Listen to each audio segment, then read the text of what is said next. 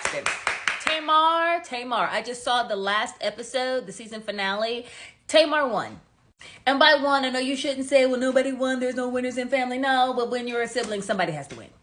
And what Tamar won was that she was able to navigate being the black sheep, the truth teller, the scapegoat, the one that's gaslit her, because she extended herself for a sister's retreat. And Tawana didn't come because she was on her honeymoon, and it was probably best that she wasn't there because Tawana's a mess. I said what I said.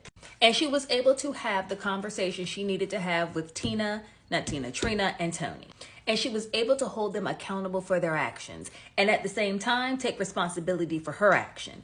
And in taking responsibility for herself, she diffused whatever issue was coming. Trina kept trying to point the issue. Well, you need to do this. I'm not apologizing for anything. You need it. She said, okay, I apologize. I take it back. Now what? Took the wind right out of her sail. What could Trina do after that?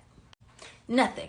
Because she was accustomed to Tamar continuing to fight and to be reactionary and to not take responsibility or to continue to deflate. To the point she was left with nothing. Brava Tamar. But Tony gets away with murder. Now, I know the Toni Braxton, the heavyweight, is an R&B icon. I get that. But Toni Michelle Braxton gets away with shit, and she needs to be held accountable. Actually, Toni, in all her 4'2"ness, stood up on Tamar. And Tamar responded. She stood up on me first. So hence, why wasn't there the reaction when Toni stood up? There was only the reaction for Tamar.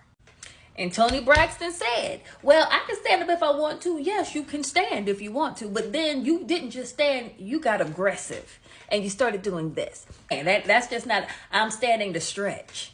No, that's not what that was.